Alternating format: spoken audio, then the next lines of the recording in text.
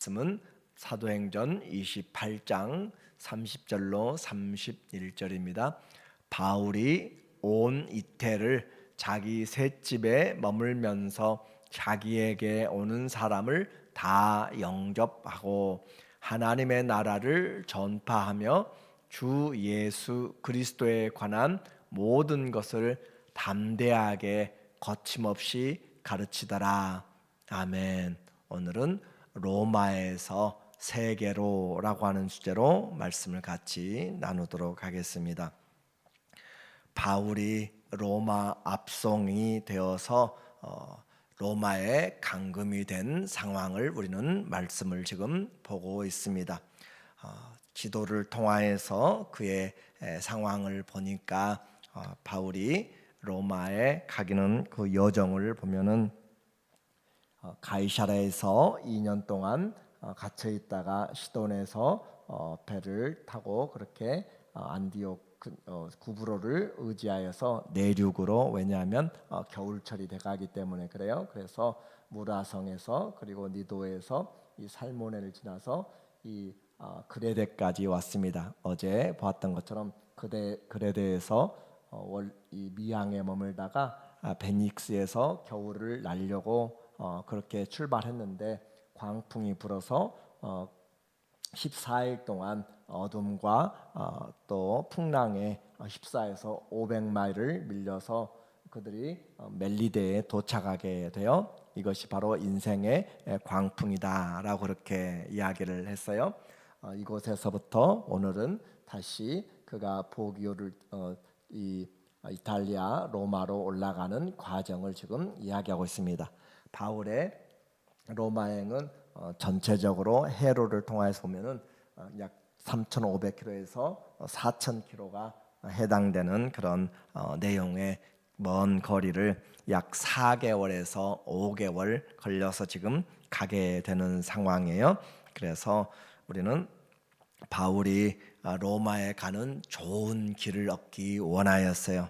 그렇지만 그는 죄인의 몸으로 지금 로마에 가게 되었습니다.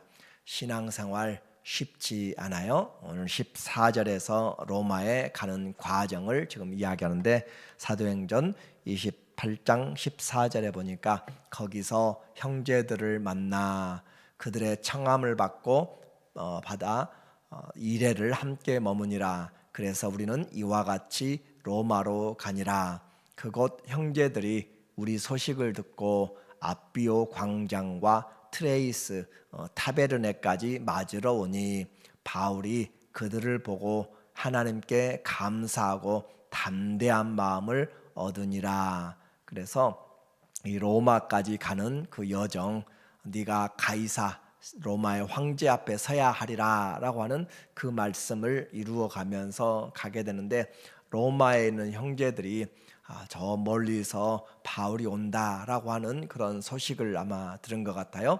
그래서 그들이 아비오 광장까지 로마에서부터 약 65km 정도 떨어져 있는 것이고, 그리고 트레이스 타베르네라고 하는 이 곳은 여관이 3개 있는 삼관이라고 그렇게 이야기하는데, 여기는 약 53km 정도 로마에서 떨어져 있어요.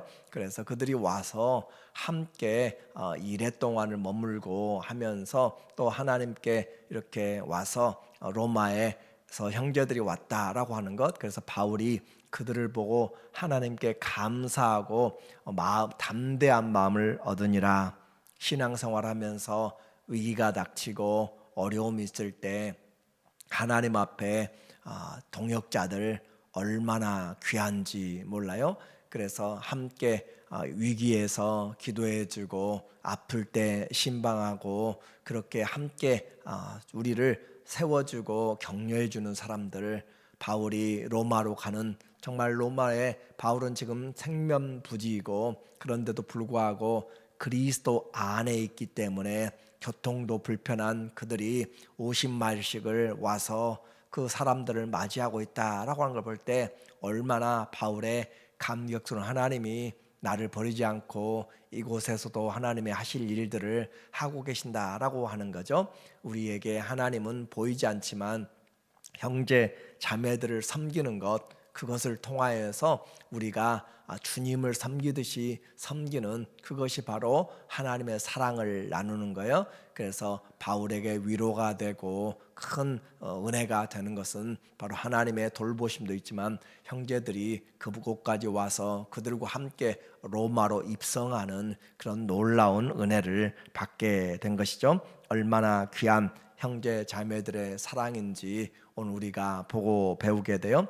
이제 바울은 로마에서 새로운 죄수로서의 생활을 하게 됩니다. 한 군인과 함께 2년을 그렇게 보내게 되는 상황인데 16절에 보니까 말하기를 우리가 로마에 들어가니 바울에게는 자기를 지키는 한 군인과 함께 따로 있게 허락하였더라. 그래서 바울이 따로 그렇게 머물게 되었는데 아마 교회에서 또 여러 성도들이 함께 그가 머물 곳을 그렇게 준비를 해 준 것 같아요. 그렇게 해서 사흘 후에 바울이 로마에 도착한 지 사흘 후에 바울이 유대인 중 높은 사람들을 청하여 그들이 모인 후에 이르되 여러분 형제들아 내가 이스라엘 백성이나 우리 조상의 관습을 배청한 일이 없는데 예루살렘에서 로마인의 손에 죄수로 내어준 바 되었으니 그래서 바울은 지금 이미 로마에 저 예루살렘에서부터 시작하여서 유대인들이 이곳까지 자기에 대한 혹시 나쁜 그런 소문들을 내었는지 그렇게 이야기하면서 자기의 무죄와 함께 내가 지금 왜 이 자리에 와 있는가, 내가 왜 지금 예루살렘에서 또 가이사랴에서 이렇게 이 먼 곳까지 로마에 와 있는가라고 하는 한 가지 분명한 이유를 이야기합니다. 그것은 바로 예수 그리스도에 대한 소망을 가졌기 때문에 그래요. 20절에 보니까 이러므로 너희는 보고 함께 이야기하려고 너희를 보고 함께 이야기하려고 청하였으니 이스라엘의 소망으로 말미암아 내가 이 쇠사슬에 매인 바 되었노라. 이스라엘의 소망, 예수 그리스도가 소망인데 그 소망 때문에 내가 지금 쇠사슬에 매여 있다. 우리가 예수님을 소망이라고 말하지만 그 소망을 얼마나 바라보면서 이렇게 묶이는 데까지 결박받는 것도 두려워하지 않고 그렇게 끝까지 하는지 우리에게 소망은 얼마나 큰 힘인지를 한번 생각해 볼 말씀인 것 같습니다. 바울은 지금 누가도 함께 동역자로 출발하였고 또 아리스다고 그 사람도 데살로니가 사람, 그 사람도 함께 저 가이사랴부터 같이 동행하여서 바울을 따라온 사람들이에요. 죄 있는 한 사람 가는데 자기의 그 여정을 바쳐서 죄인을 함께 그렇게 따라가면서 수종하는 사람들, 하나님의 은혜가 아니면 안 되는 것이잖아요. 그렇게 함께 머물면서 바울의 처소는 교회가 되었습니다. 비록 죄수로 있지만 죄수라고 장소가 바뀌었다고 가이사랴나 로마나 바울의 그 사명은 동일하게 예수님을 증거하는 사명이었어요. 우리가 미국에 살든지 한국에 있든지 어디에 나가서 살든지 제자들이 흩어져서 예수님을 전한 것처럼 우리의 사명은 우리 안에 계신 예수님을 증거하는 것이 우리의 사명이다라고 그렇게 말씀하고 있죠. 예수님 때문에 쇠사슬에 매여 있는 바울이지만 그러나 그는 나는 결코 그 믿음을 버리지 않았다라고 하는 것이죠. 주님의 교회가 되어서 주님의 말씀을 가지고 살 때 교회가 힘을 얻게 되는 것이죠. 교회에서 예수님의 말씀이 사라지게 되면 교회는 아무것도 아닌 것이 돼요. 아무리 건물이 화려하고 사람들이 모여도 침묵으로 끝나고 자기들의 모임들로 끝나게 되면 아무런 것이 없습니다. 예수 그리스도의 교회는 그리스도의 진리의 기둥과 터가 돼야 되고 예수님 위에 세워져야 되고 예수님을 증거해야 되는 거예요. 그래서 우리도 곧 주님 앞에 서게 될 것인데 우리가 한 일들이 여러 가지가 있을 것 같아요. 그럼에도 불구하고 무엇을 소망을 가지고 살았는가? 우리의 자녀들이 소망인 사람이 있고 물질이 소망인 사람이 있고 세상에 출세가 소망인 사람이 있어요. 그래요. 그렇지만 그보다 썩어질 소망이 아니라 산 소망은 예수 그리스도가 소망이 된 그래서 예수님 때문에 자녀도 사랑하고 위해서 기도하고 성도들도 섬겨주고 우리의 인생도 섬기는 예수님의 소망이 우리의 삶을 살아가게 만드는 그 삶이 되어야 우상으로 빠지지 않습니다. 자녀를 사랑하면, 돈을 사랑하면, 그것들이 우리에게 세상을 사랑하면 우상이 돼요. 그러나 예수님 때문에 우리가 섬김으로 그들을 섬기게 되고 사랑하는 것은 주님의 사랑을 나타내는 것이에요. 그래서 소망의 하나님을 사랑하는 만큼 우리의 삶이 주님 앞에서 더 분명하게 세워지게 됩니다. 이제 로마에 갇혀 있는 바울에게서부터 복음이 계속 증거되게 되고 그럼으로써 세계로 확장되게 되었습니다. 복음은 한 번 들었다고 이해되는 것이 아니고 끝나는 것이 아니고 지속적으로 내 안에 말씀이 심어지고 말씀이 점점 자라도록 그렇게 하는 것이 아주 중요해요. 바울이 사람들을 다시 불러서 날짜를 정합니다. 23절에 보니까 그들이 날짜를 정하고 그가 유숙하는 집에 많이 오니 한번 모였어요. 또 날짜를 정하여서 와요.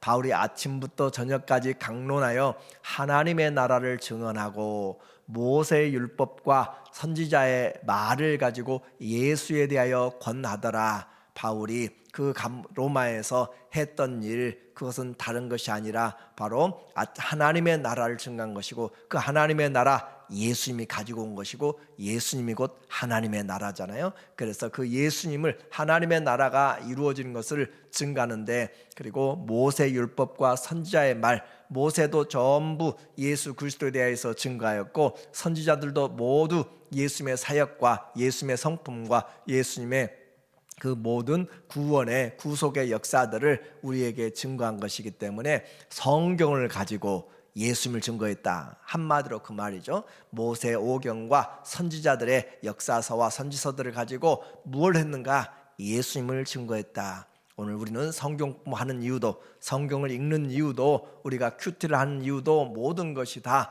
거기에서 그냥 감정적으로 우리의 세상 사는 지식으로 끝나는 것이 아니라 예수를 정확하게 알아야 인생의 푯대가 흔들리지 않고 하나님 앞에 살아갈 수가 있습니다. 성경을 읽으면 읽을수록 예수님이 분명히 드러나야 돼요. 성경을 수십 독 하고 해도 예수님을 발견하지 못하면 우리는 바리새인과 대제사장과 서기관들처럼 신앙생활이 곁길로 가게 됩니다. 성경은 예수님을 증거합니다. 요한복음 3장 39절에도 모든 성경이 바로 너희가 성경에서 영생을 얻기를 위하여서 성경을 상고하거니와 이 성경이 곧 내게 대하여 증거하는 것이라 라고 그렇게 요한은 이야기하고 있어요. 그래서 오늘 우리는 이제 죽어서만 천국 가는 것이 아니라 이 땅에서 예수님, 하나님의 나라로 오신 예수님을 알기 때문에 하나님의 나라는 여기 있다 저기 있다가 아니라 바로 너희 중에 있다라고 한 것처럼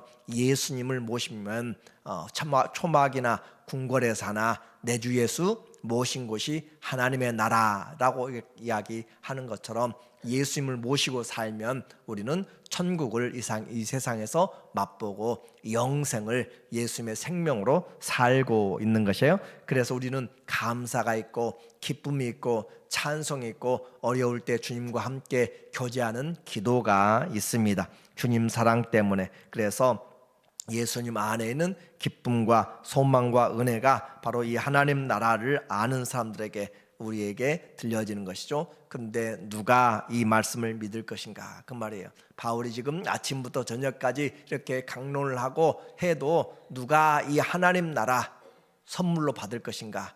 누가 이 땅에 온 백성에게 미칠 큰 기쁨의 좋은 소식을 너희에게 전한다 라고 하면서 너희의 동네, 다윗의 동네에 오늘날 그리스도 주 메시아가 났는데 누가 믿을 것인가? 오늘 우리 말씀을 들은 로마의 사람들도 나누어지기 시작했습니다. 24절에 보니까 말하기를 그 말을 믿는 사람도 있고 믿지 아니하는 사람도 있어 서로 맞지 아니하여 흩어질 때 바울이 한 말로 이르되 성령이 선지자 이사야를 통하여 너희 조상들에게 말씀하신 것이 옳도다. 그래요. 하나님의 말씀을 듣는다고 다 믿는 것이 아니에요. 하나님의 말씀이 우리의 마음이 옥토인지 자갈밭인지 길가처럼 딱딱한지 우리에게 가시덤불로 그렇게 있어서 자라는 것 같지만 열매가 없는지 하나님의 말씀이 우리 안에 들어와서 역사한다라고 이야기했습니다. 그래서 복음은 한 번 들었다고 끝나는 것이 아니라 지속적으로 들어서 그 말씀이 우리 안에 뿌리를 내리도록 죄로 말미암아 닫혀진 것들이 있거든 그것을 끊어내야 되는 것이고 그렇게 해서 복음이 우리 안에서 점점 더 증거되는 로마에서 시작된 복음은 점점 세계로 확장되어 나갑니다. 사도행전 28장 30절에 오늘 본문의 마지막 내용이에요.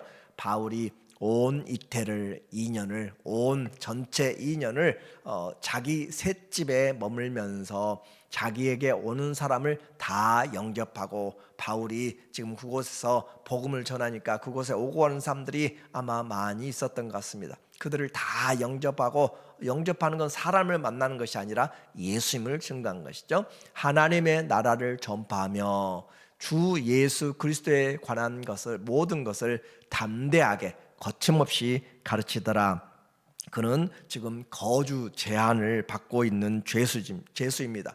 그럼에도 불구하고 그는 그 있는 시간 거기에 머무르는 시간 오는 사람들에게 하나님의 나라 그리고 예수 그리스도에 대한 것을 모든 것을 가르쳤다라고 하는 사실이 너무너무 중요해요. 우리는 예수님이 복 주는 것만 생각하면 안 되고 예수님의 십자가의 고난도 보아야 되고 예수님이 우리에게 맡긴 사명도 보아야 되고 예수님이 약속하신 것들도 알아야 되는 거예요.